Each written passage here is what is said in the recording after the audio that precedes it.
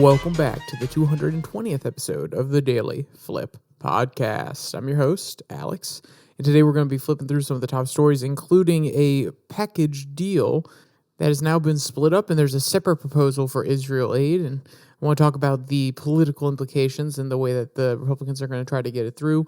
An interesting article about grade inflation in college. It may not actually be the factors you think, and an interesting new study that may break down some of the myths or talking points about inequity in the United States.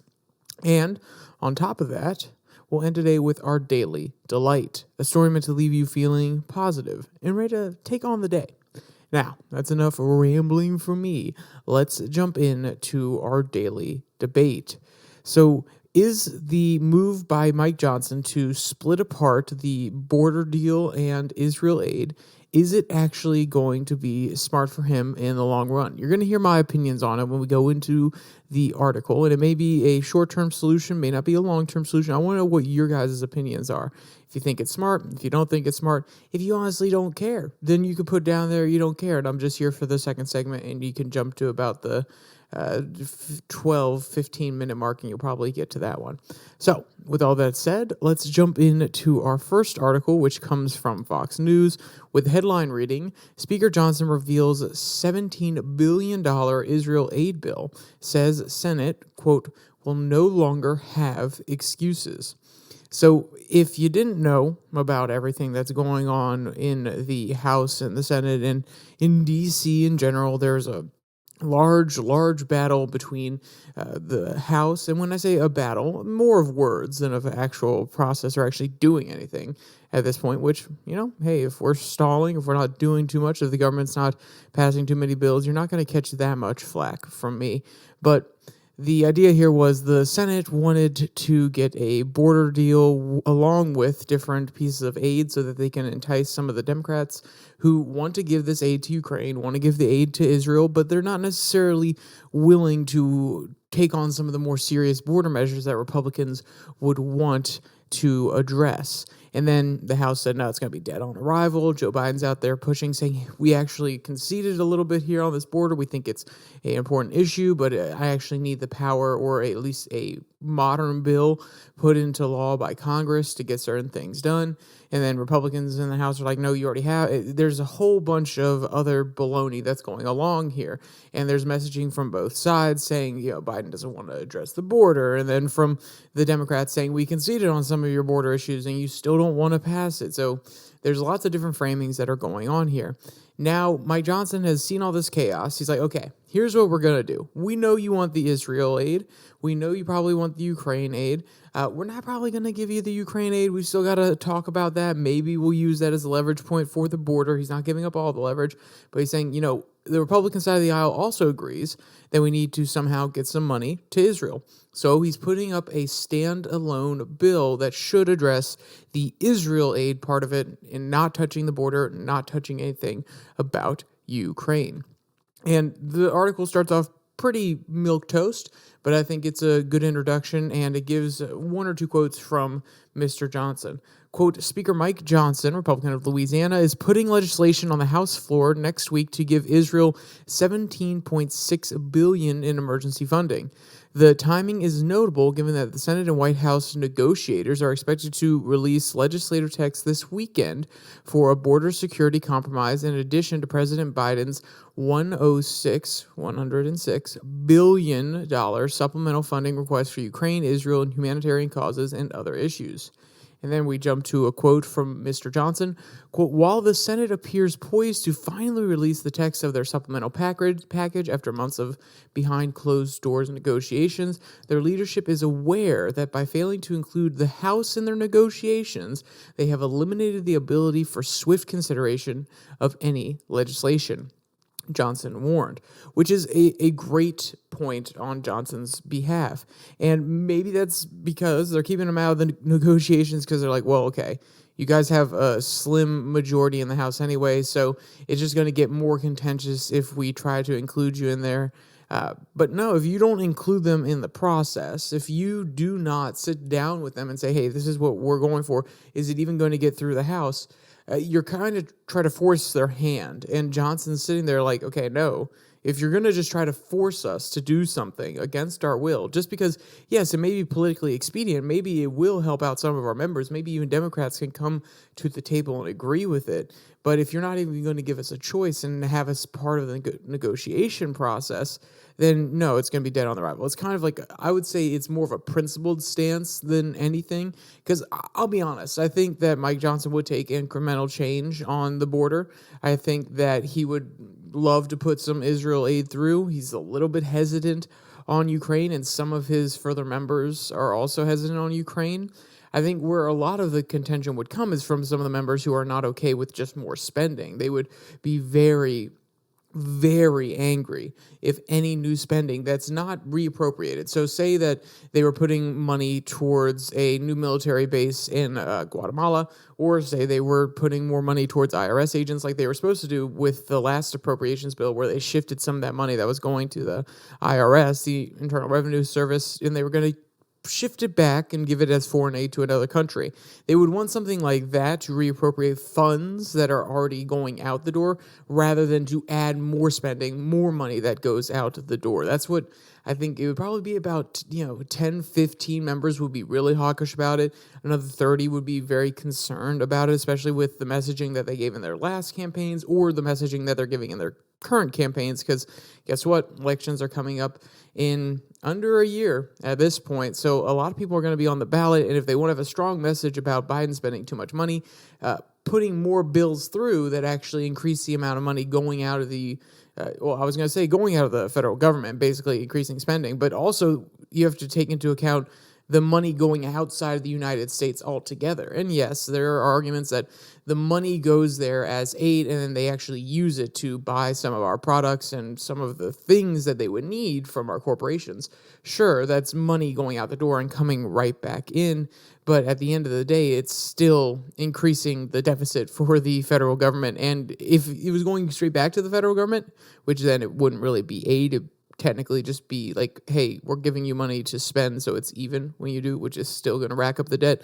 But it doesn't even go back to the U.S. government directly. It goes to the corporations that work with the U.S. government, these defense contractors, military technology companies, things of that nature. So you're going to have those hawks who are going to be against any type of spending, and that's probably why the Senate and the White House aren't including them in the negotiations, because they're going to get a lot of pushback from them. But then what is Mike Johnson to do? I mean, he's leading a very thin majority in the House. And if you're not going to include him, if you're not going to say, hey, you're an equal partner in this, then on principle alone, like I was mentioning earlier, he's probably just going to step back and say, whoa, okay, hey, we're out. So we've been over what the mental process would be like, what they're doing with the old aid package that the Senate and the White House have put together. Now Mike Johnson, he's doing something a little bit more, how should I say?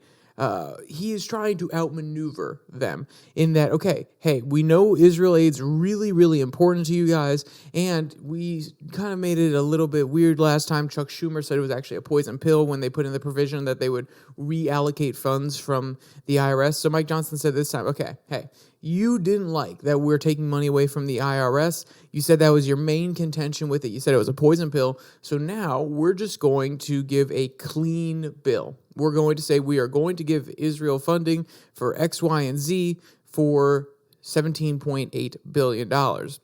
So he's taken away the poison pill. He is just putting it out there on the table, and now it's a messaging play. It's okay. Hey, I heard you last time. I'm willing to negotiate on some of these things, and I think Israel's important to my constituency too. I heard you. Now I got rid of the poison pill. We're not making it a joint bill where everybody's going to have to give up something else, because most people, most Democrats, unless they're really progressive, and most Republicans, unless they're really home-focused, let's put it that way, they're not going to want to give money to Israel. But a majority of the entire House and Senate is going to be on board no matter what party they are a part of. So now Johnson's saying, okay, hey, it's in your court now.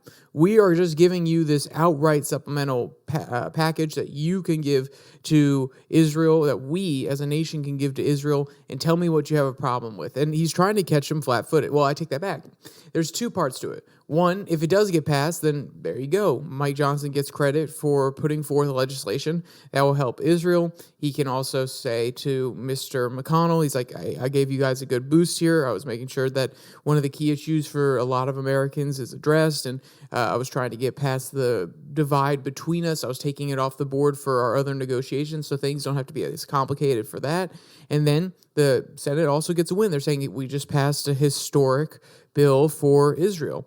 So we'll see if it comes down on partisan lines or maybe even different lines. Maybe it's new type Republicans versus old type Republicans who would say, okay, no, there need to be a little bit more stipulations here. So we'll see if them holding up the previous bill because of different amendments and attachments were there. Now we'll see if it's on principle that they want to hold this up and they don't want to give the Republicans a win, or there's some other political calculation in there, or they're going to take it and take the win, and then they may have to actually give some credit to Johnson.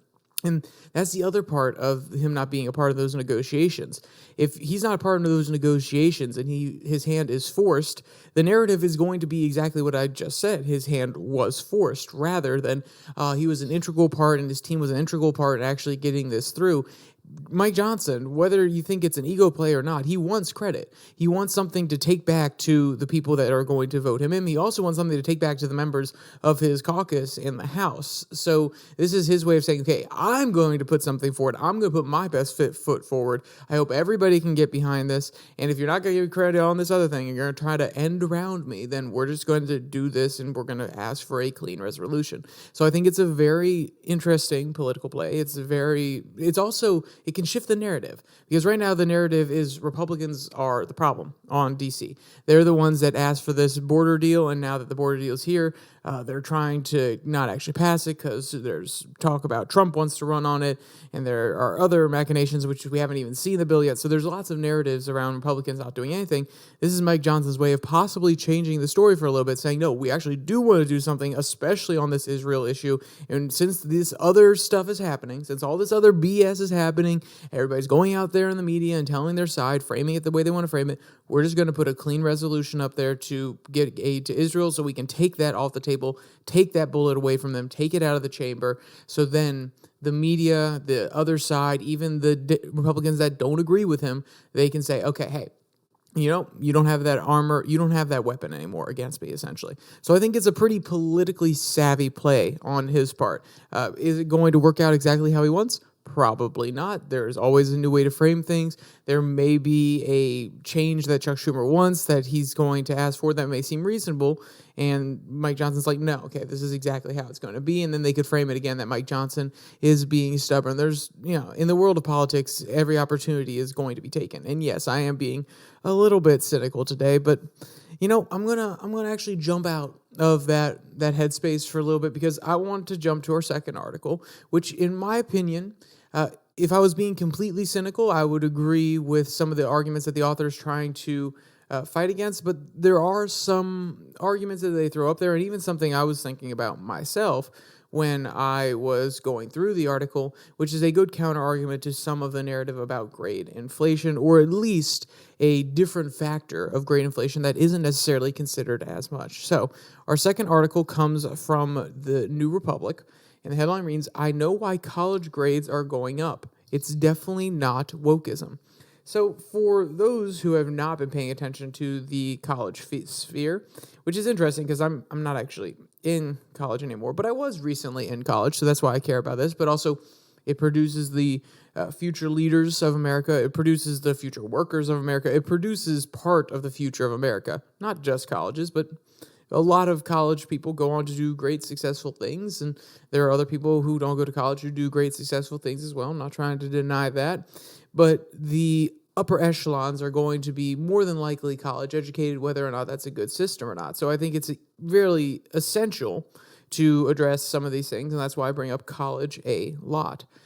This one has been very contentious when it comes to grade inflation nowadays.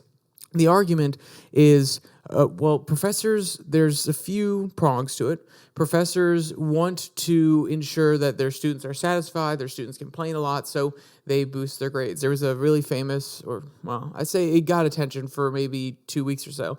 There was I believe he was a biochemistry teacher at a New York university, and he could be a different subject matter, but the point is that it was a essential class. It was a prerequisite for going on the pre-med track, and he was a really hard grader, and a lot of people knew that you weren't going to make it through his class. And then one year his class complained. They tried to get him kicked out. I think they actually did succeed in at least lowering him for a little bit in the administration. I think that they actually got him to stop doing classes, but that's beyond the point. The point is that his students wanted to not feel as though that they were being reprimanded, that they were stupid, that they couldn't succeed. So he was being pushed to change his grading criteria a little bit. And the argument he was saying is, do you want people who are going into the medical field to have lower standards and therefore not be as good at their job? That was one of his many arguments, besides the fact that we just need to have a rigorous grading system, and we need to make sure that the people who actually get through these classes are doing the best they can, and they are the best in the class, so on and so forth.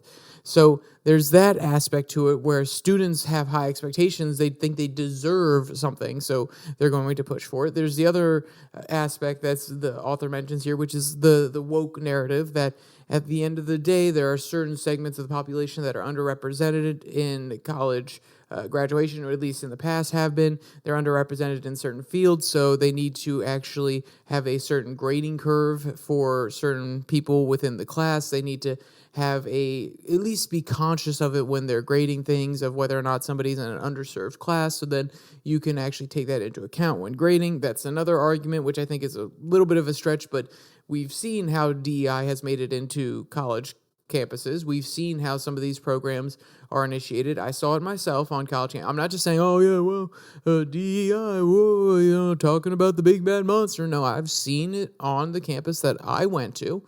I saw how it was, I don't want to say pervasive, but we had a member of the staff come to one of our classes and really question the premises of how we address certain business decisions based on inequity. And I understand where she was coming from. I understand her perspective. I'm not trying to outright trash her, but my question was always to this person, is it okay to sacrifice someone who is better at the job because they are a part of a group that is overrepresented or simply already represented at a normal level within the industry? Am I sacrificing something in order to get somebody who doesn't necessarily fit the standard in the industry, doesn't actually they're not actually represented as much, but they may have a little bit of lower grades, but in order to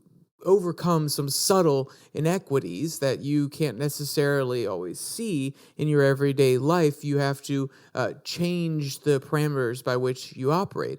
And I think that argument, it kind of falls apart when you're trying to look at whether or not someone did a good job on a test or on an assignment. I don't care what your background is. I care where you are right now. Are you passing the class? Are you doing what's needed of you? So I think a lot of teachers actually have that perspective. I don't think they're super conscious of it, and that's why I think the wokeism grading criteria is a little sketchy, at least as an argument, but I do understand where they're coming from, because I'm sure there are teachers who genuinely do think that way. I just didn't actually meet that many of them because I was in a very particular department which didn't have any of those leanings. They were pretty neutral politically. They were just trying to make sure that the students were the best that they could be and giving them the best work as professors.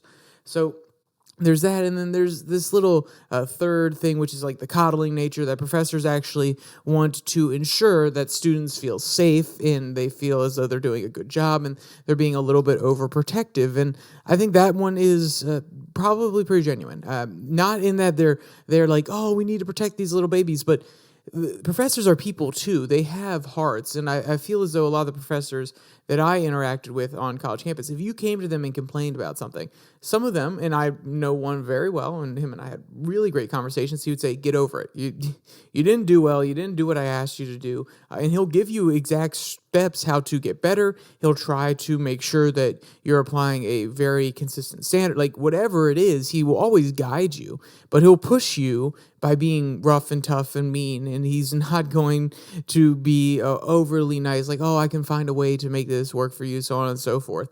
And I think a lot of the professors I had really big hearts, and I greatly appreciated that sometimes. I will not lie. They really did help me in certain situations. I'm pretty sure there's one class that I wouldn't have gotten the grade I got unless the professor actually gave me a higher grade than I deserved. I say deserved. I'm really self-critical, but even I think anybody reading the essay would say it's not necessarily worth the grade that I had earned on another essay that was exactly the same. And maybe it was something to the effect of, I tried really hard in that class, so she wanted to boost it. Maybe it was just she had a huge heart, and she said, yeah, I know how Alex thinks about things. This would be devastating. There have been situations where you can see I don't want to say bleeding heart, but you can see the heart of these professors.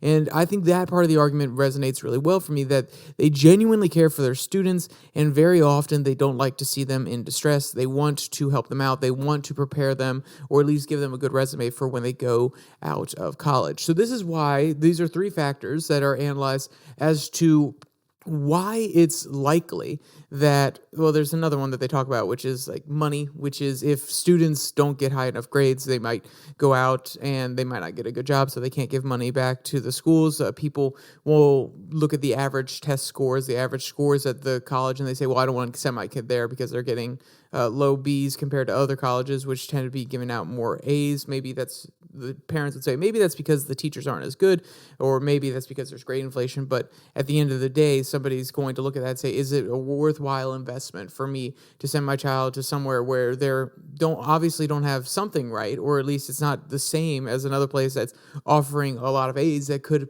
look really good on a resume later on, even though they could be more stringent and actually forcing the children or students to learn a little bit more, but that is besides the point. So all those points encompass this idea that, hey, grade inflation. There's a lot of grade inflation nowadays. And this is a genuine problem because it kind of tips the scales. If there's more A's on average, then A's, and not by people actually doing well and deserving A's, but just simply because they're being handed out, the grading curve is getting a little bit shorter, so to speak. Then companies, when they look at it, like, okay, what does an A signify? Now we got to look for our A pluses, because everything's getting easier for most people. Then we have to look for those A pluses, when A's used to signify that those are your top tier students who are trying the hardest, who are putting in the work, who have the ability to comprehend. They spend hours upon hours and are dedicated to actually doing what they have to do, aka a job, if they were to get out into the real world. And there's one other argument that I think, and the author does touch on this a little bit, which maybe people are more prepared for college. And I think it's a nice little synthesis for what I'm going to say here. And I think there's another not alternative in that it replaces everything, but another factor that could be taken in, which is we're seeing the amount of people attending college, especially people who I would say would drop out within the first 2 years, because we've seen a lot of college dropout rates for sure. We know this has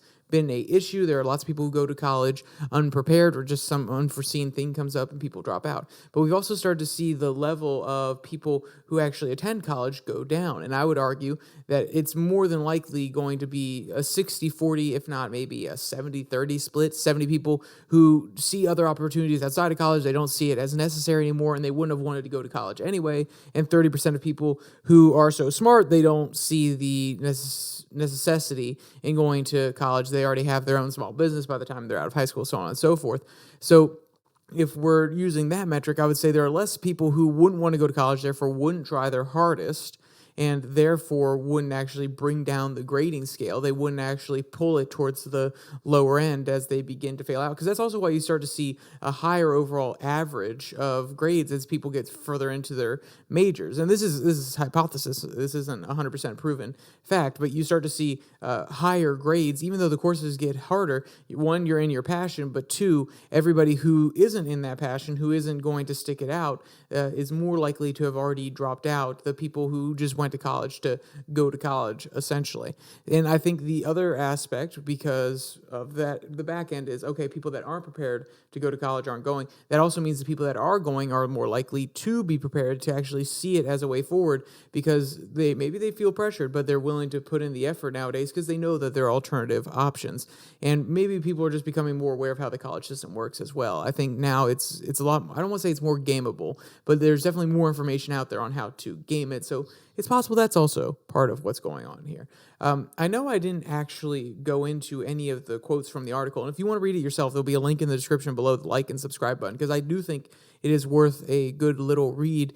But just keep some of those ideas in mind. Think about the counter arguments as you go through, because the author has a very, let's be clear, they're pretty darn neutral when going through, but they definitely have a certain angle that they're coming from, and I would just be aware of that as you go in. If you hold some opposite opinions, still be open to what they're saying, because even the idea that it's becoming more corporatized, I didn't actually I was like, what do you mean public universities are becoming more corporatized? And then she explained it. I was like, okay, I understand the angle that they're approaching it from. So I definitely think it's worth a good read. So there's one more article here, which it doesn't feel like it should take anything less than like 10 minutes. And I normally like to keep these to around 30 minutes. So we're going to try to just highlight some of the very, very important parts of this story. So it comes from FEE Stories, and the headline reads, "New study calls into question the theory of rising inequality." And this is income inequality for the most part, which is what they're talking about here. And they're trying to combat one of the largest studies that talks about the increase in wealth in the 1% compared to the other 99%, or I guess technically a lot of the studies actually look at the top 1% versus the bottom 50%. But there are two authors who have a contradictory view. And like I said, I wish I could go into a lot more detail and read every single aspect of this article. Even if I did have 10 minutes, I wouldn't be able to do that. But I do want to pull out one or two quotes from the first few paragraphs.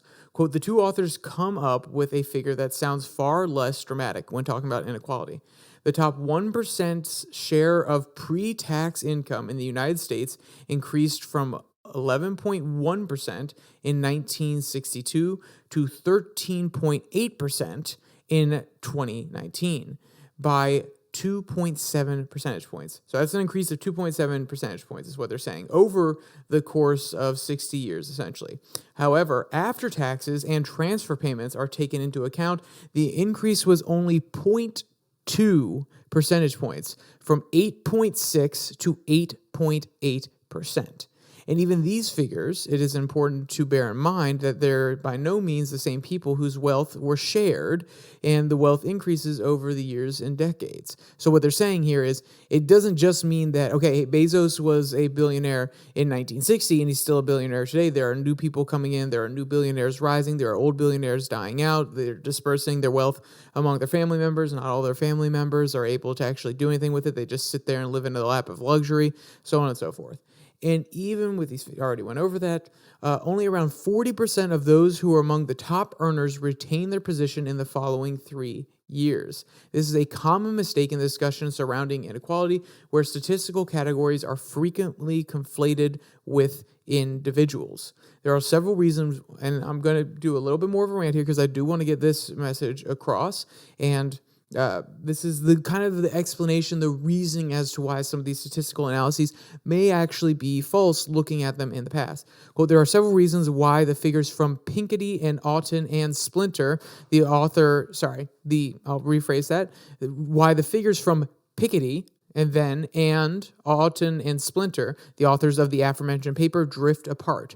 First, Piketty did not take into account the impact of changes in the tax system. Before Ronald Reagan massively lowered taxes, many rich Americans preferred to retain their earnings in C corporations instead of taking dividends. As a result, this income did not appear on their tax returns, and rich Americans appeared poorer than they were. After the tax reforms, many switched to S corporations, corporate pass-through entities, where income can be directly attributed to individual shareholders and is reported directly on the high income taxpayers' tax returns. So what they're actually saying here is that the restructuring of the tax system made it so that the benefits or the profits of a company can be directly attributed to the individual in a S corp versus in a C corp where it was not. And the important thing here, and I think that's actually a very interesting conversation to have, which is it going to be, are we going to crack down on corporate tax rates, individual tax rates? Before Ronald Reagan, I think the argument would be, okay, we're going to increase corporate tax rates in order to go after these C Corp companies where these individuals are keeping some of their holdings. And now afterwards, they switch to S Corp because they can still attribute it to themselves individually. And the tax rate will be lower for these people, these billionaires. So at the end of the day, I think there's an argument to be had, okay, whether we want to crack down on corporate tax rates because people are keeping their earnings in there, or if we want to tax the individual rich people a little bit more. And the point I wanted to bring up with this is that argument, whichever way it goes, the people who are extremely rich are just going to find another loophole. And that's not to say that it's okay that they can just find another loophole. But guess what? They're going to. So if I would have it my way, I would much rather have that income directly attributed to the individual rather than a corporation, because this one keeps the individual a little bit more, how should I say, it keeps them more accountable, and also because it identifies this difference and it doesn't allow this conversation to be muddled any which way in the future. I think we need to keep it consistent when we're looking at these different analyses so that we actually have a similar baseline in order to analyze things. And the reason this is important is exactly what they mentioned, which is the switching of the way that people who are wealthy held their money. It actually changes the way the analysis, the looking at the data, it actually breaks down. So when you have things like this, when we're actually trying to track this sort of trend, if it's inconsistent and we have to take in a whole bunch of variables that are separate to some degree, even though they still involve the person's individual wealth, it makes the picture a lot more muddled. So I would rather have it stay attributed to the individual and have a conversation around that rather than push back, make the individual tax rate higher. So then people start putting money into like C corporations, and then it kind of muddles the picture, and we think that we're dealing with this inequity when actually we're not, and these billionaires are just harboring their money in different corporations. And let's be clear, I am not for more taxes in general. I would love, in theory alone, I would love to cut spending all the way down. Yes, I know it's a lot harder done than actually said, and therefore cut taxes. I'm not against that. I'm not for raising the taxes on those people in general. But when it comes to actually looking at the data, when it comes to a completely practical point of view, whether or not my policy would be implemented, forcing the hand of people and changing the statistics is going to make it harder to break down, and it's going to lead to battles within the community of economics and other analysts who are looking at all of this stuff, and then it can muddy the water, and instead of actually addressing anything, instead of having a fruitful conversation about it, then we're not going to get anywhere, and people are just going to be talking past one another. If we have a consistent basis and we can see that actually raising, if we leave it as it is, and we actually say, okay, you have to keep it in an S corp. I'm not saying like we mandate it, but we make it so practical that they keep it in an S corp, and then we do marginal tax increases ever so slightly, and we see how that affects the actual income that comes into the government. Does it increase it? Does it decrease it? And if it moves to a C corp, that changes the equation altogether. That changes the tax rate that they would be paying. It changes the way that we would actually be able to process the information, because we would have to say, okay, so what is this individual making? But also, we can't compare it to what he was making 10 years ago, because he's also keeping some of his holdings in some other corporation. It makes it much more complicated to actually do analytical breakdowns and prove any point on either side of the aisle when the terms of the deal essentially are consistently changing. And that's not to say that things are subjective. That's not what I'm arguing here. I think we just need a baseline. And in order to have a baseline, we need to keep things how they are now, or we move them back to how they were before, and then we go off of that baseline back in the day. And I think that's just going to be overly complicated. But that's way besides the point. Go read this entire article, because there are much more nuanced conversations that they have throughout this entire piece, and it's a pretty darn good one in my opinion. And I think there are certain places where you could definitely push back on what the author of the article is saying about what the authors of the study are saying. They could very well be coming from their own point of view. They could already have their own biases. They could already have their conclusions finished in their mind, but it's at least interesting, and you should definitely at least put in the time to read these sort of things that push back against more mainstream narratives, so you have a more holistic view of the situation. So with all that said, and I know I went a little bit longer than I said I would, let's jump to our daily delight. This one comes from Parade Pets. I know, we have been using them a lot recently. The headline reads, "Hilarious video of playful doodle letting loose in mini ball pit is a total vibe."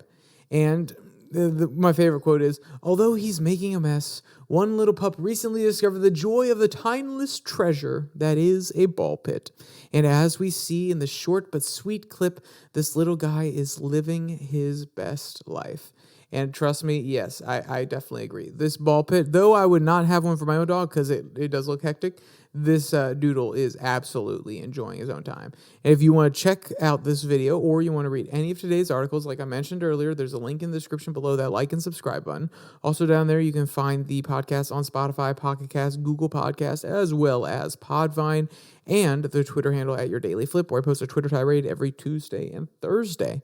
So with all that said, there's only one more thing to say. Stay safe, don't die.